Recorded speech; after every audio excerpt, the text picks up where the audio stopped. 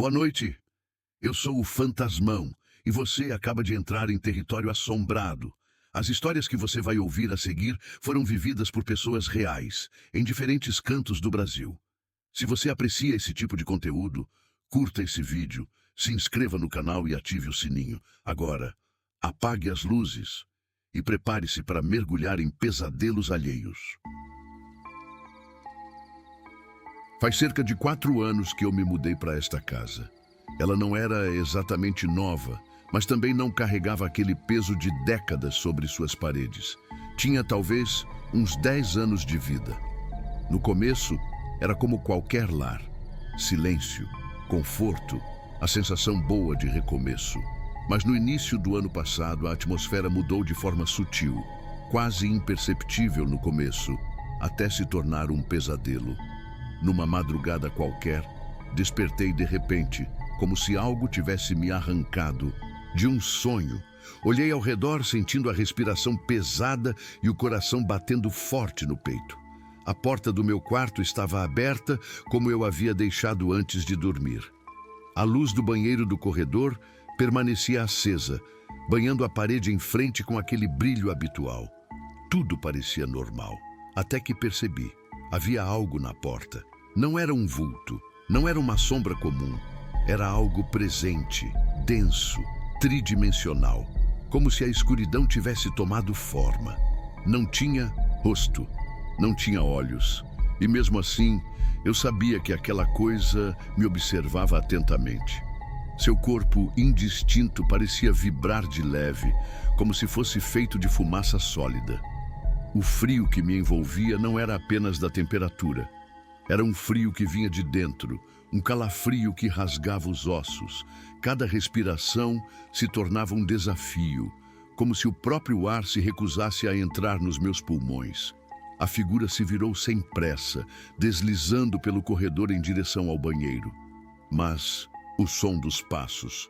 Eu só ouvi 3 passos secos e surdos no assoalho, quando a distância até o banheiro era muito maior.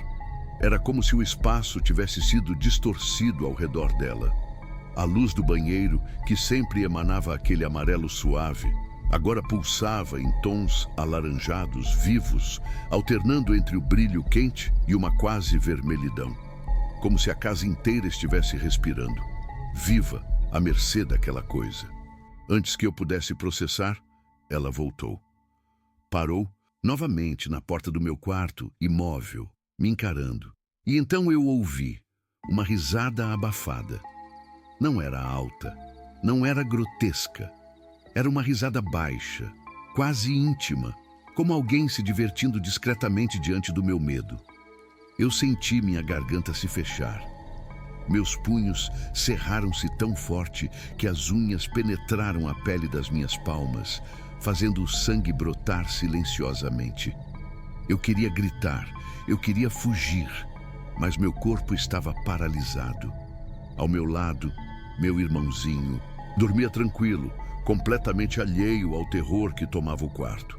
Eu sentia inveja dele naquele momento, uma inveja misturada a desespero. De repente, senti a cama afundar. Era como se um corpo invisível tivesse subido nela. O colchão cedeu sob o peso, e o rangido discreto da madeira ecoou nos meus ouvidos, mesmo enquanto a figura continuava parada na porta. Em segundos, uma pressão terrível se instalou no meu peito, esmagando meus pulmões, como se uma mão enorme e invisível estivesse tentando quebrar minhas costelas uma a uma. E eu não via nada, nada além da sombra imóvel na porta. Em um último esforço, comecei a rezar mentalmente o que conseguia lembrar do Pai Nosso. As palavras saíam atropeladas na minha cabeça, misturadas ao pânico, mas eu não parava. Repetia sem parar, agarrado à esperança frágil de que aquilo pudesse me salvar. Então, pouco a pouco, a pressão diminuiu. O quarto pareceu respirar de novo. O frio, embora ainda presente, começou a recuar. Quando senti que podia me mover, sacudi meu irmão até ele acordar, mandando-o acender a luz antes que qualquer outra coisa acontecesse. Corri até o quarto dos meus pais e contei tudo de forma confusa, ainda trêmulo. Meus olhos deviam estar vermelhos, minhas mãos sangrando um pouco pelas marcas que deixei nas palmas. Mas, como sempre, eles não acreditaram.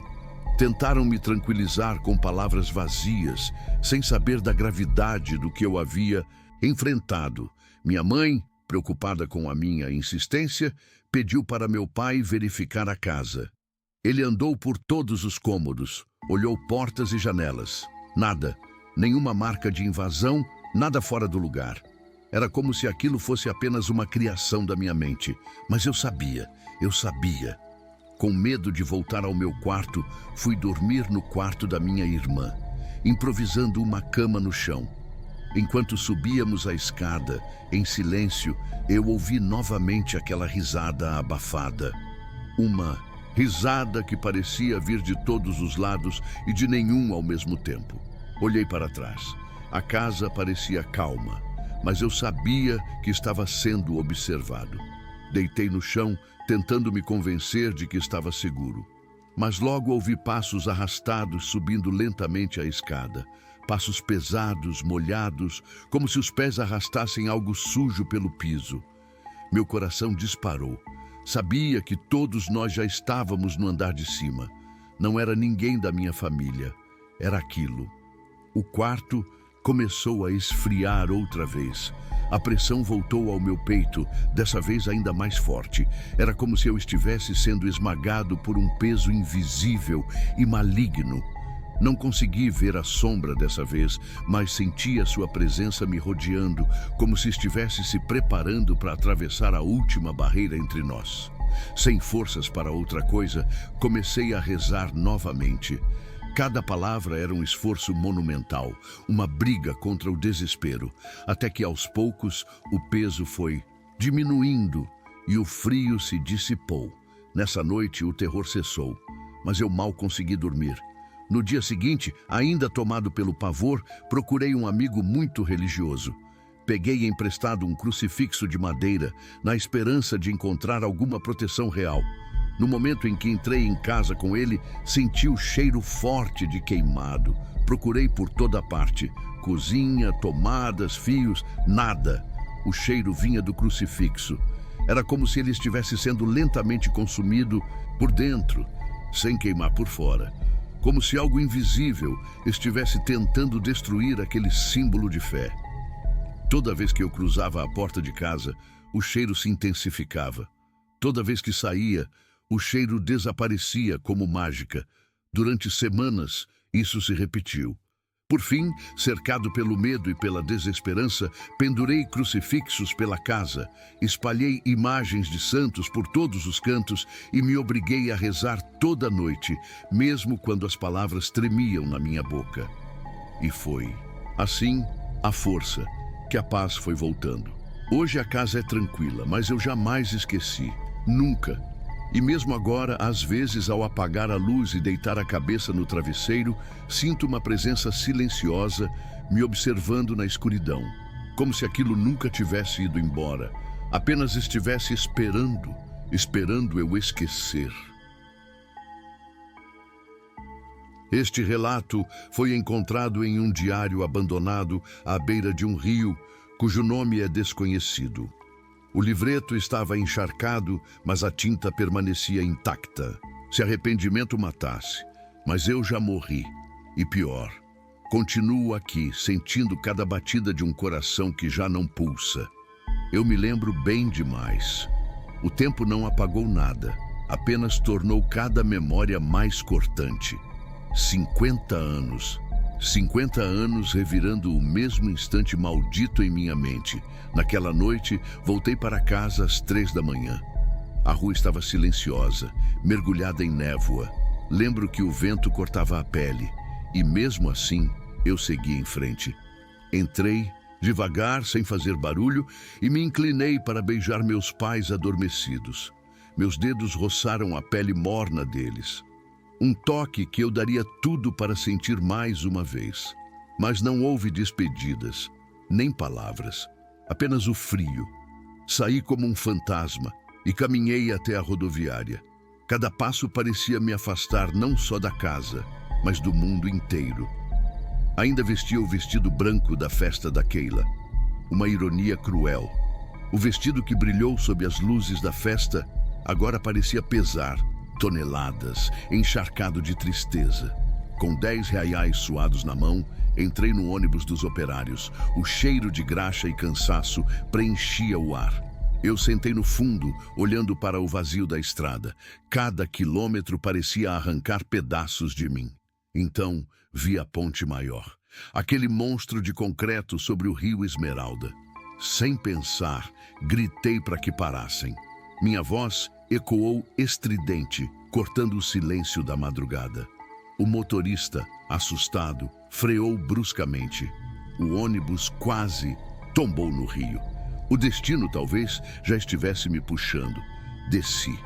Fiquei parada ali, na beira da ponte, sentindo o vento chicotear meu rosto. O ônibus partiu, rugindo na estrada, levando consigo tudo o que poderia ter sido diferente. Sozinha. Finalmente, sozinha. Olhei para a água lá embaixo. Um verde hipnotizante, profundo e traiçoeiro. Minhas lágrimas caíam silenciosas, invisíveis na escuridão. Raiva, tristeza, desespero. Tudo se misturava numa tempestade interna que eu não conseguia mais controlar. Pensei em Keila, pensei nos sorrisos falsos, nos cochichos pelas costas, na solidão sufocante que ninguém via. Eu tentei. Deus sabe que eu tentei. Mas ninguém percebeu. Minha sapatilha prateada escorregou do meu pé e caiu no rio, flutuando por um segundo antes de afundar. Sem hesitar, como quem estende a mão para o próprio destino, eu pulei. A água era fria como a morte. Ela me envolveu como se tivesse vida própria. Afundei rápido, sentindo o vestido arrastar-me para as profundezas. Não lutei, apenas deixei acontecer. A princípio, uma paz gelada me envolveu. Depois veio a estranheza. Eu não precisava respirar. Minhas pernas pararam de se debater. Meus pulmões não gritavam. Abri os olhos. A água verde esmeralda parecia eterna, infinita. Tentei subir, mas algo me puxava para baixo. Foi então que os vi. Rostos pálidos, olhos esbranquiçados, boca sorrindo em um gesto impossível, distorcido pela água. Eram dezenas, talvez centenas. Uma mulher à frente. Seu vestido antigo, rasgado, ondulava ao redor do corpo em decomposição. Ela estendeu a mão. Siga-nos. Em breve tudo será revelado. Não havia para onde correr, nem como recusar. Eles me guiaram até um livro coberto de limo, cravado nas pedras do fundo. Dele emanava uma luz verde, forte e sufocante. A luz entrou pelos meus olhos, atravessou minha alma. E então eu soube. Há mais de 5 séculos, uma garota, traída e humilhada, jogou-se neste rio amaldiçoando a todos. A cada século, 100 almas eram presas. Cada nova alma libertava a mais antiga. Uma fila eterna de desespero. Eu chorei. Mas aqui, lágrimas não existem. O tempo deixou de ter significado.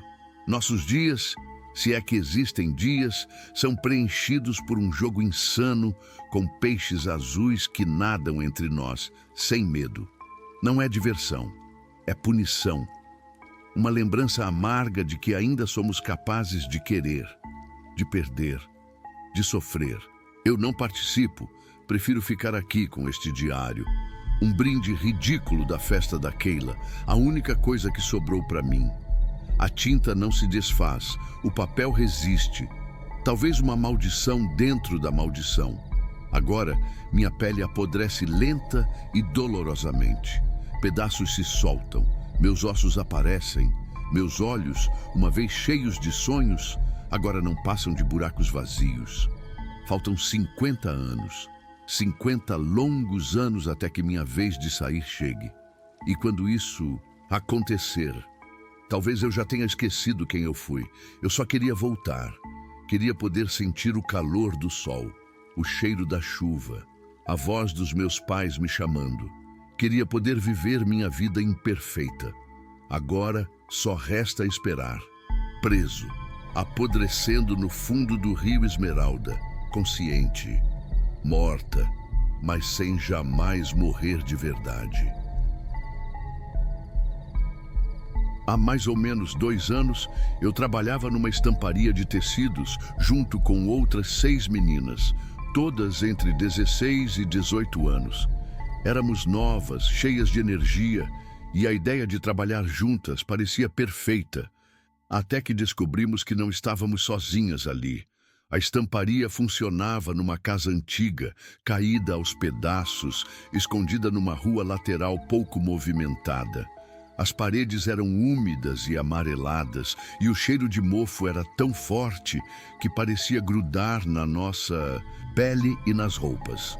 Nos fundos ficava um salão enorme, mal iluminado, onde passávamos a maior parte do dia estampando tecidos. No começo, achávamos o ambiente apenas velho e abandonado. Mas logo percebemos que a casa tinha uma presença própria, algo invisível que parecia nos observar a cada movimento. Tudo começou de forma sutil. O portão, que trancávamos religiosamente com um cadeado pesado todas as manhãs, começou a ranger sozinho. Às vezes era só um estalo. Outras vezes, parecia que alguém realmente empurrava o portão tentando entrar. Corríamos até a porta da frente, esperando encontrar alguém, mas nunca havia ninguém.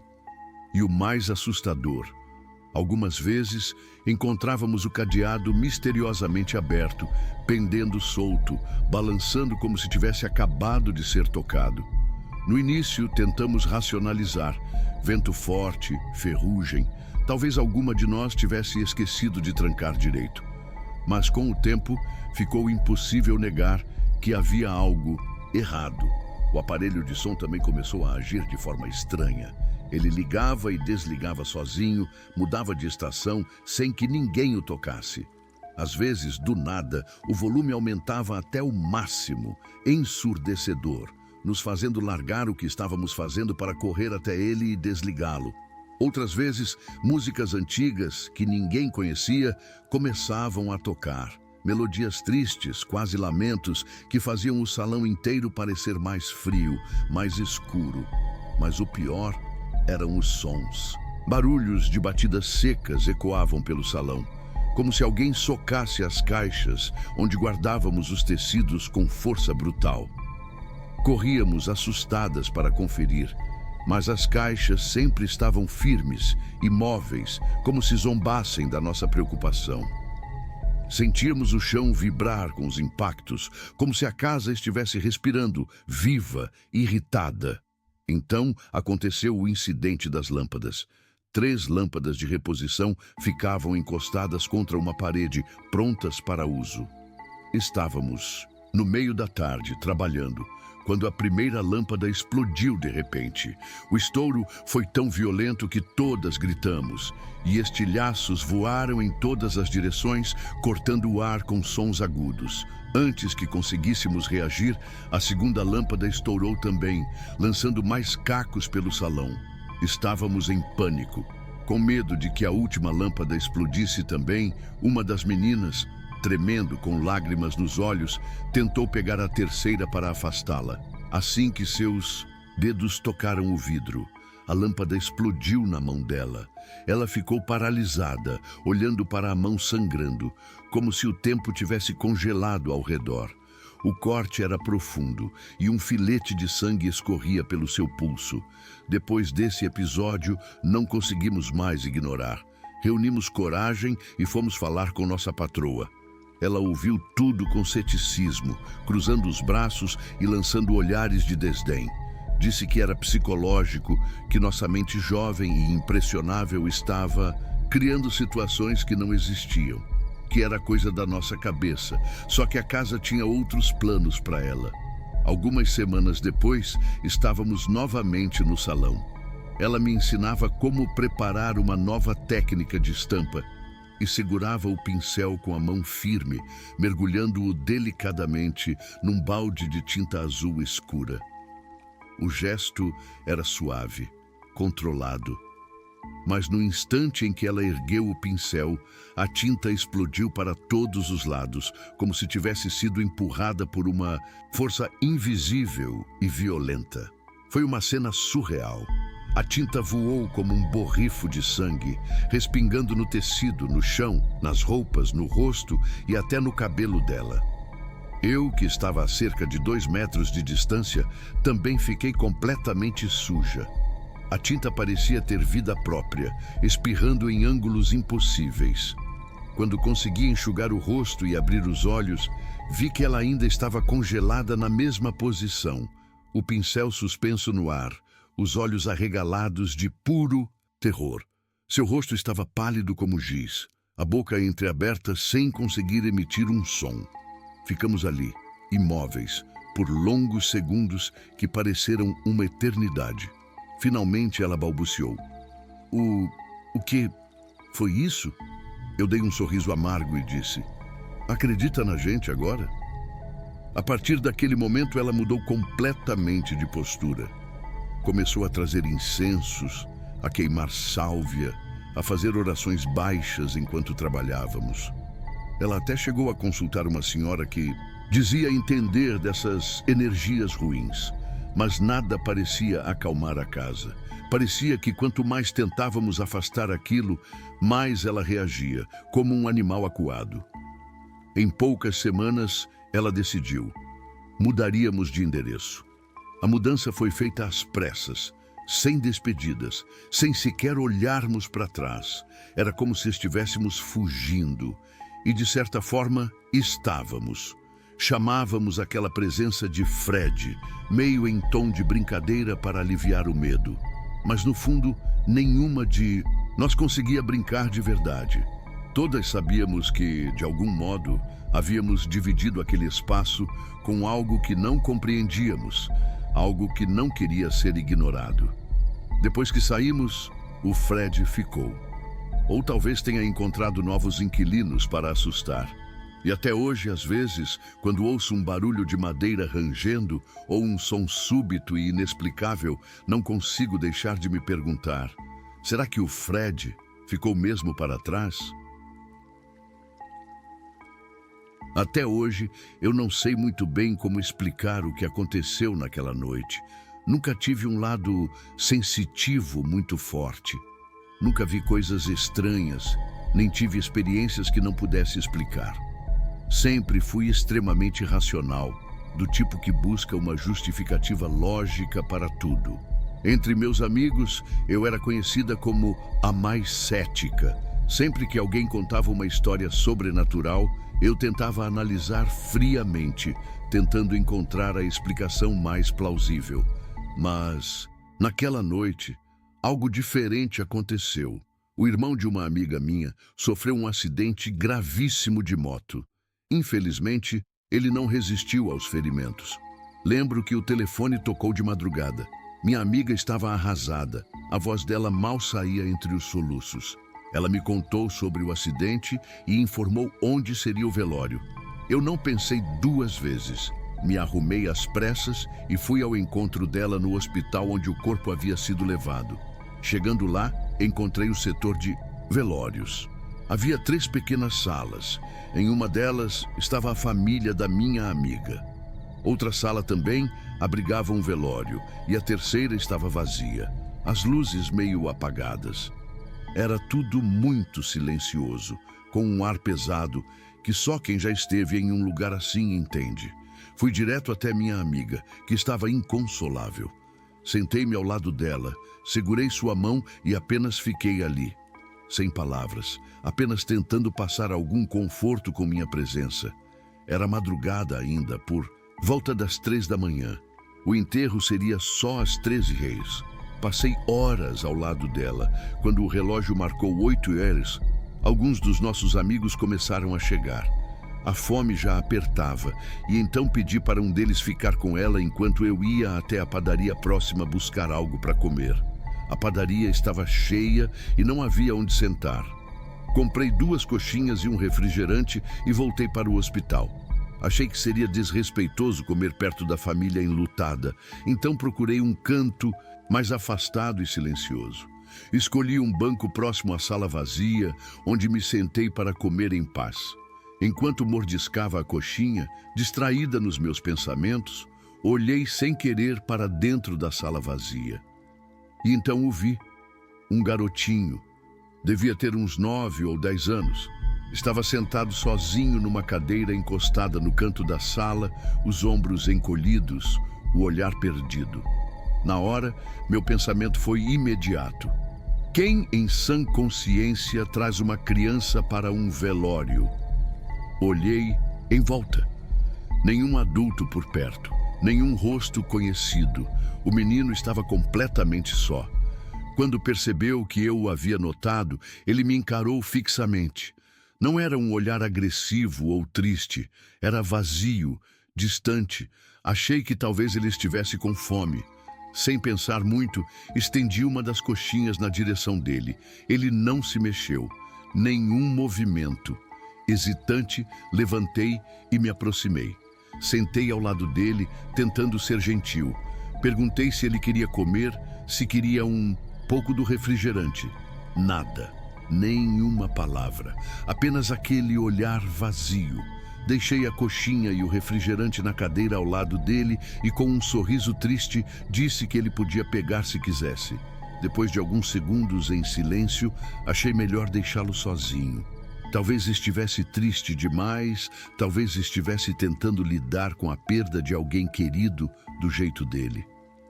Voltei para onde estava minha amiga. Alguns amigos nossos tinham chegado e a movimentação estava um pouco maior. Uma das nossas amigas, meio sem noção às vezes, começou a insistir para irmos dar uma espiada no outro velório. Disse que queria ver quem era, mas não queria ir sozinha. Apesar de achar aquilo extremamente desrespeitoso, preferi acompanhá-la a deixá-la insistindo e talvez acabar perturbando ainda mais a nossa amiga. Seguimos para a outra sala. Assim que entrei, meu estômago gelou. Lá, sobre o caixão pequeno, repousava o corpo de um garotinho. O mesmo garotinho que eu tinha acabado de ver sentado minutos antes. Eu precisei reunir toda a força que tinha para não gritar. Um calafrio percorreu minha espinha e instintivamente agarrei o braço da minha amiga, puxando-a para fora daquela sala. Ela resmungou alguma coisa, mas eu nem ouvi direito. Eu só queria sair dali. Fiquei paralisada por alguns instantes, tentando processar o que tinha acabado de presenciar. Voltei correndo até o banco onde eu tinha visto o menino. A sala continuava vazia. Não havia sinal dele. Só a coxinha e a latinha de refrigerante ainda estavam lá, intocadas, como testemunhas mudas do que eu tinha vivido. Joguei tudo no lixo com as mãos trêmulas. Meu coração batia descompassado. Minha mente racional tentava desesperadamente encontrar uma explicação. Talvez, pensei, fosse o irmão gêmeo do menino. Talvez tivesse sobrevivido e estivesse perdido, mas a explicação não veio. A amiga xereta, curiosa como sempre, descobriu mais tarde detalhes sobre o pequeno falecido. Ele havia morrido de uma doença grave no coração. E o mais devastador, ele era filho único. Não havia irmãos, nem gêmeos, nem primos próximos. Até hoje, toda vez que penso nisso, sinto um arrepio subir pelo corpo. Eu, a mais cética entre meus amigos, tinha vivido algo que desafiava toda a lógica que sempre defendi. Será que aquele garotinho apareceu para mim? Será que de alguma forma ele só queria um pouco de atenção? Ou talvez só queria se despedir? Não sei, e talvez nunca saiba. Mas uma coisa eu tenho certeza: certas coisas simplesmente não têm explicação.